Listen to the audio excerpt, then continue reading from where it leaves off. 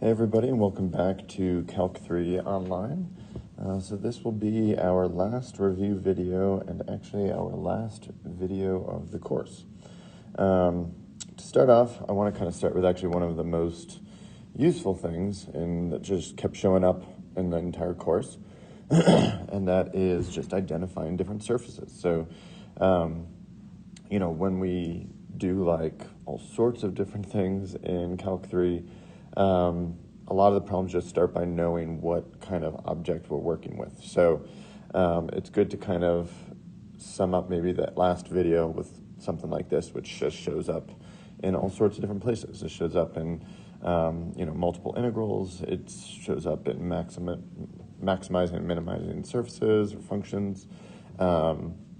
We might just need to know how to graph these things, and a lot of it just comes from kind of what we already know with graphing in 2D, and we're just sort of seeing extensions of that into 3D. We use traces sometimes to help us.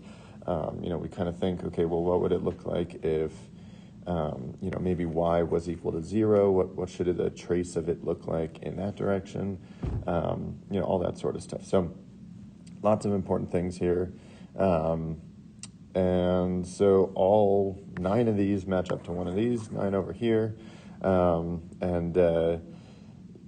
It's a little hard to see, I'm sure, but you can kind of infer where the positive x or y is. All of them, the z is up, okay? So, some of the earliest, kind of easiest ones to identify are, a plane. This is just a, infinite sheet. Basically has to be this one because it's the only one that has no exponents bigger than 1. So that one right there has to be 9 because, planes are linear like that. Another, actually pretty obvious one, hopefully, is this one. So, if you kind of think of the traces of it, they basically just look like parabolas in, both the x and the y direction. So this one right here, x squared plus y squared, has to be that one. So this one is 3. Another kind of basic shape is when we do these saddle surfaces, right?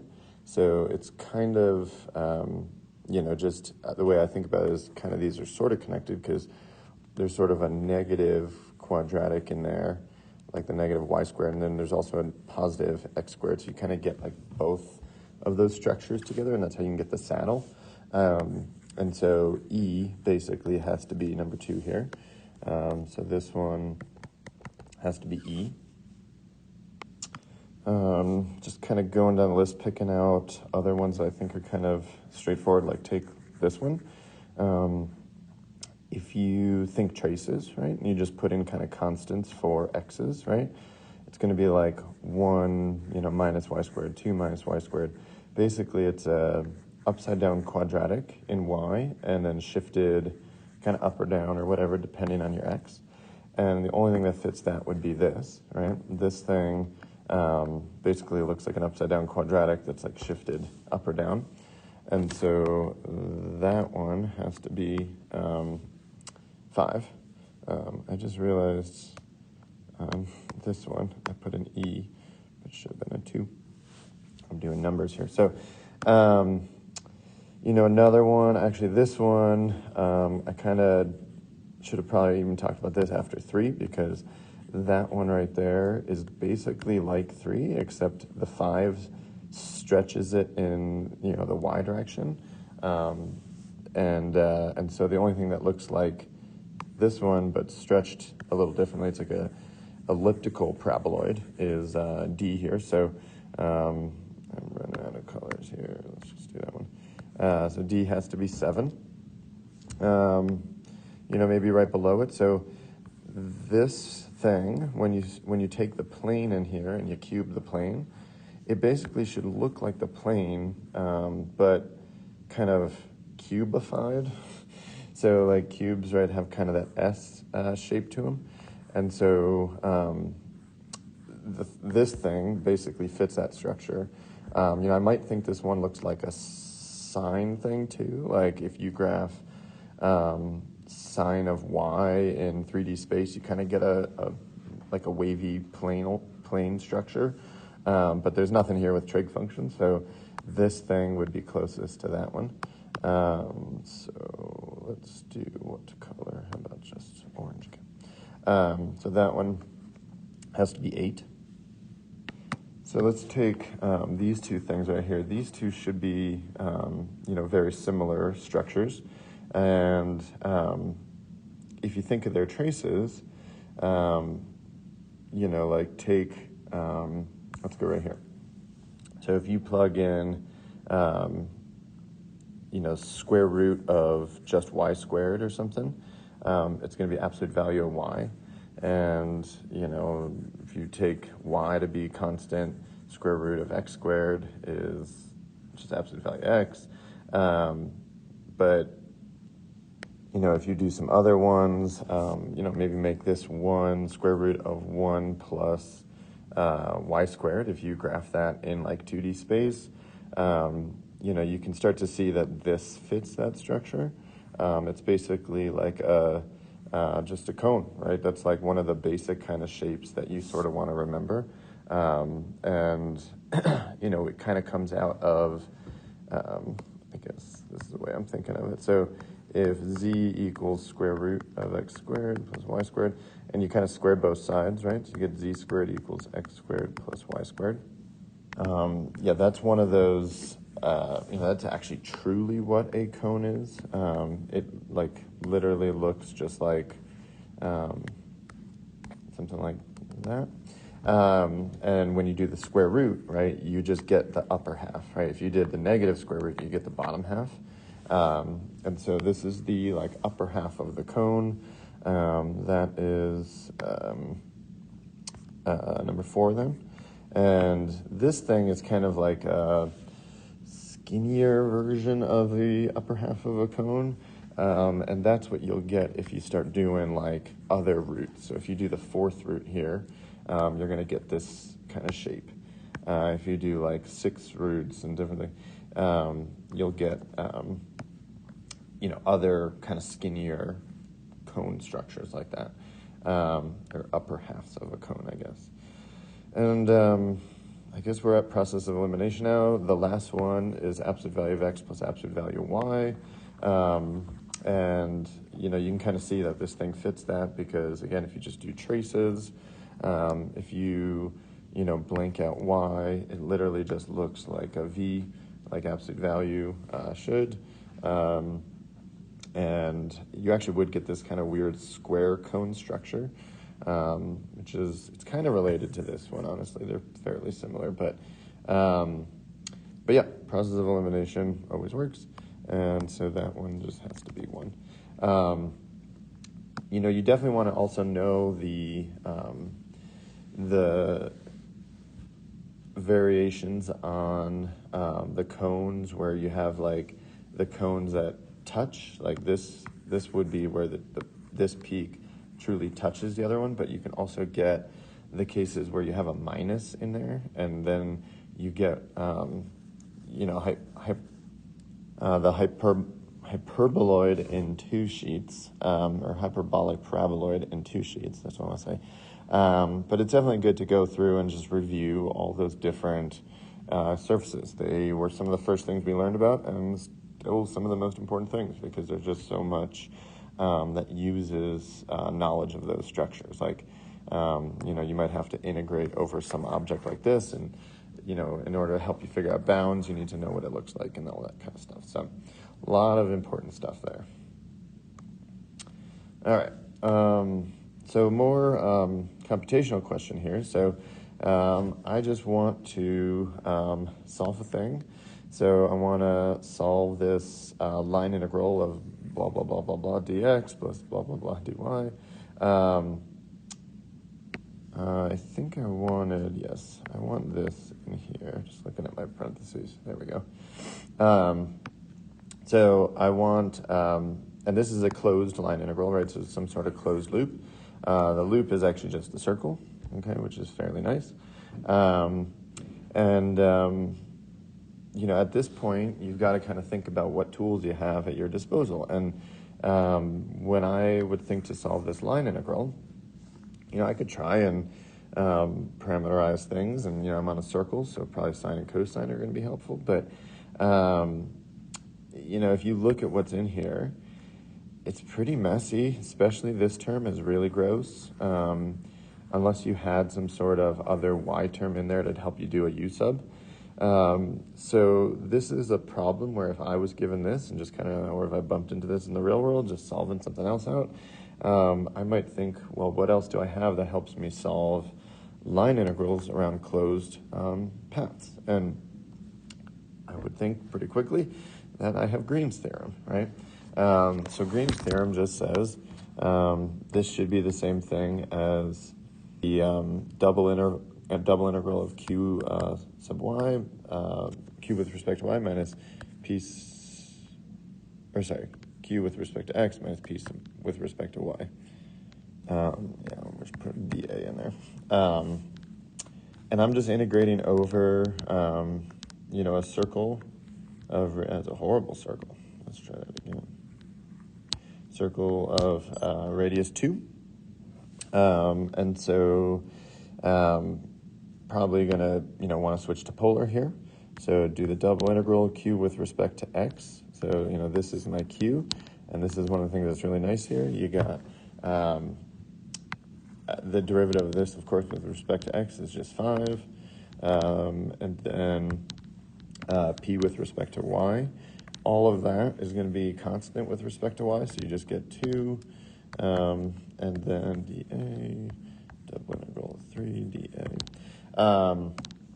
And then you got a circle, so do polar, right? So we just want to go 0 to 2. We want to go 0 to 2 pi. So it actually turns out to be like a super easy integral. You'll have a 3 times a 2 pi, and then I still got this. And then, that integral in there is just like 2 minus 0, right? So you got 6 pi times 2, which is 12 pi. So this huge, messy looking closed loop line integral, if you jump into it and try to do it like the way you would just do a line integral, it would be absolutely horrible. But if you think to do Green's theorem, it turns out to be really, really, really easy and really nice. So this is really why I made this problem, because I want to show you how nice Green's theorem can be. All right. Another thing that just goes way back to the beginning of the course, but like a really important thing too, is just manipulating, these space curves, doing different things with them. And, some of the stuff we might want to do is this might represent like a position function of some sort of like rocket or whatever. And we want to find the velocity, speed, and acceleration of the object, right? And so, like at any time t. Or maybe you want to do it at a certain time, right? Then you have your equations, you're still going to have to get those, and then you can just plug in certain times, right? When you look at something like this, you just want to think about it as it's some sort of, thing moving through space, whatever. And, different times will give you basically different vectors like this, right? And as, you plug in different times, it gives you different vectors, and that's just where you're at in the space curve like that. So, but to get these things from here, right, if you want velocity, of course, just take first derivative. So r prime of t, which is equal to, let's say, v of t, is going to be 2t, 1, and then 3 halves times 2, so that's going to be 3t, and then to the 1/2, so 3t to the 1/2. Speed, right, is the absolute value of velocity in kind of Calc 1, but here, absolute value is really like a magnitude. So the speed, the speed, we could just write it as magnitude of r prime of t, or just magnitude of v of t, right?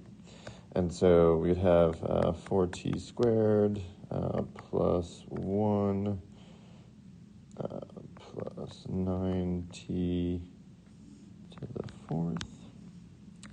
And so the square root of that, right, would be the speed, okay? This thing is speed. And then last but not least, the acceleration, like a of t is just, of course, the derivative of v. And so we would get 2, 0, and then 1/2, so 3/2 t to the negative half. And this stuff is like so prevalent. Like if you go on and take, physics courses and things like that, there's so many problems where you just start off with this, and you have to just do these basic derivatives to go up the chain. And of course, if you were given this, you could go down the chain. You would also probably want, an initial condition so you can actually get the actual equation or the actual vector, for velocity or position or whatever it is. So you should feel very comfortable going up and down this kind of stuff, this chain. All right. Another thing just hasn't been in any of the review videos that I wanted to do is to do one of these multivariable limit problems. So if we're going to, find that a limit exists, really in this course, the way that we've done it is either like direct substitution, and maybe it just works at the point, or we did like a little bit of algebraic manipulation, and then we could do direct substitution, or we did the squeeze theorem. That was basically it for showing that it exists. If it doesn't exist, you basically just need to show that at two different paths, you get coming into the same point on two different paths, you get different things. Okay, so kind of hard to draw these things, but the idea is like maybe you have some sort of surface up here, and maybe you come in along this axis, and the function value is like 7, and then as you come in maybe along this, it's actually still 7, but then you come in along like you can come in along anything. Y equals x squared. This could be down in the plane. Y equals x squared. You're like coming in like this, let's say, and when you come into the point in question, you get all of a sudden 8. That means that maybe if the point was the origin, like we're coming in, we get 8 on that path, but we get 7 on maybe every other path you ever try. That would prove that the limit doesn't exist, because it has to equal like 7 or whatever the number is every single place. You can't have it be equaling something at one spot and different things at another spot. So that is sort of the idea with these. And so one of the first things you should just try is like maybe just get lucky and you can do direct substitution. But if you plug in 0, 0 here, of course, you divide by 0, and so that's not going to work. And they're probably going to give you, in Calc 3, you're not going to be given like the easiest, problem where you can just plug in the number. But so you got to try like some different paths and see sort of what happens. And your path just has to include that point. We wouldn't want to come in on, say this path right here. Like say this was x squared plus 1. That point, doesn't include the 0, 0. So we wouldn't come in on x squared plus 1 to check this thing. We could come in on x squared and see what happens. And you kind of just got to like jump into it and try stuff. So, let's try coming in on the x-axis. Okay, so the x-axis is where x equals 0. Or sorry, x doesn't equal y equals 0. I was writing and I got confused. So we're going to come in on that. So you can see what happens here. The top is going to be a, I should probably just write this once. So on that path,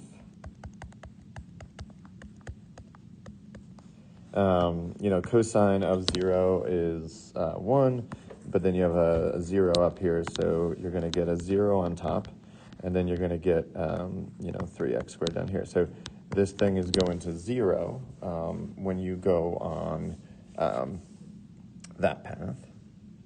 So then you just got to get, another path and, try to maybe see if you can get a different value. So if you try a few things, you might land another, nice one is basically along the path like y equals x. So it's just like this diagonal right here. So we're approaching 0, 0 on x, y, cosine y over 3x squared plus y squared. And so here, you're just going to reduce all the y's to x's. So you get x squared up top, cosine x, and then you get 3x squared plus another x squared, which is 4x squared. But this is the nice trick. Now you can cancel the x squareds, right? And this should be the same thing as the limit as, the x's in here go to 0 on cosine x over now just 4, which, of course, goes to 1, on top of the cosine over 4. And so this does it. So since, a quarter doesn't equal 0, the limit doesn't exist. Basically, we found two different paths. We actually found this one and this one, where this surface, this crazy-looking thing, I have no idea what it looks like, has two different function values, and so the limit wouldn't exist because it needs to equal it on all paths that go through that point. All right, the last thing I just kind of want to show is actually just another kind of vector valued type thing. There's a lot of these different physics kind of applications of vector valued functions. We've seen this capital T before. This is a unit tangent vector. Shows up in all sorts of different places. It's part of what we use, honestly, even in line integrals and different things like that. Turns out that if you take the unit tangent and divide by its magnitude, so you've normalized, the derivative of the unit tangent, and you divide by its magnitude, it's another unit vector, and it's what we call the principal unit normal, okay? And the normal is something that actually always points in the direction the curve is turning. So you can see here in this picture, the curve is turning, and the normal is sort of telling you which way that goes. This just gives us kind of a neat other property of space curves. There's also something called the binormal vector, which is if you take that original unit tangent and cross it with this unit normal, you would have a right-hand rule kind of thing happening, and you would get what we call the binormal, which is, of course, perpendicular to these two. And these two are perpendicular, like the T and the N. And so this group of three vectors, they actually give us something called the Fernet-Seurat frame, I think is how you say it.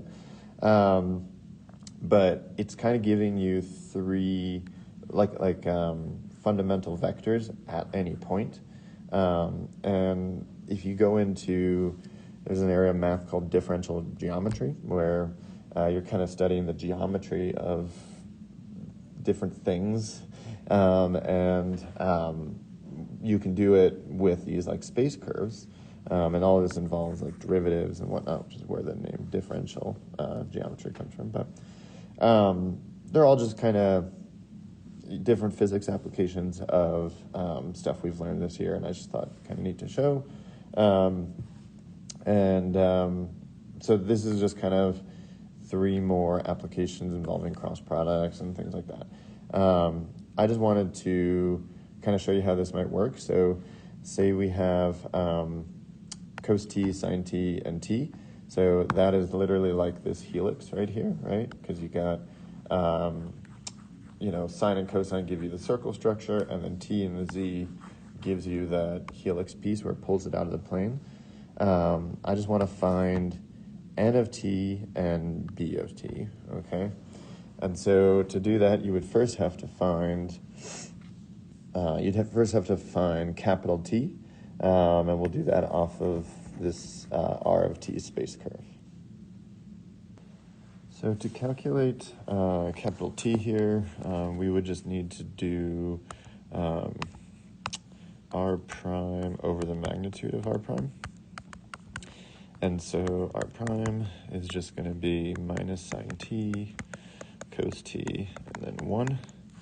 And so the magnitude of that is just going to be like sine squared t plus cosine squared t plus 1, which is just square root of 2, right? And so let's do it this way. So t equals just 1/2 times this minus sine t cos t and 1. And then this unit normal vector right here would just be the derivative of this vector that we just found divided by its magnitude. So if you take the derivative of capital T, you get this. And then we would also need the magnitude of that vector. So we can just kind of keep the 1 over root 2 out in front. And then we got square root of, well, we'll do the cosine first, cosine squared plus sine squared, which is just 1, right? So this vector's magnitude is actually just 1 over root 2. And so the unit normal is just going to be, this, where was it here? This vector right here. Divided by 1 over root 2, so you can see the 1 over root 2's actually just cancel out nice.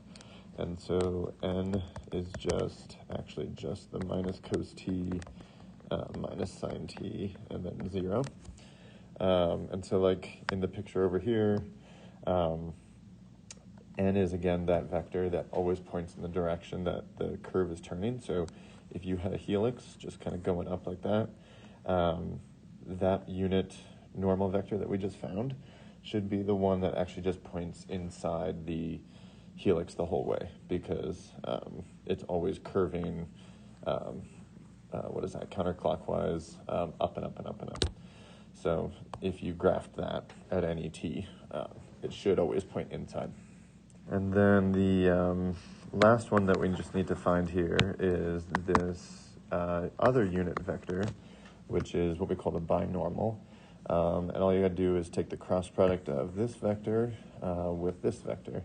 So we'll set up our determinant like so. And fairly straightforward, determinant here, just blank this out, blank this out. You're going to get like 0 minus sine t over root 2. So you get a sine t over root 2, and so on and so on. So if you do that whole thing out, you'll actually be able to pull out a 1 over root 2 from everything, and you'll just get sine t minus cos t, and then a 1. So these are just 3 other kind of special vectors that show up a lot really in this one area of math called differential geometry. But they're really just good examples of like using cross product and magnitudes and all this sort of stuff that you could see on the final. So good to know.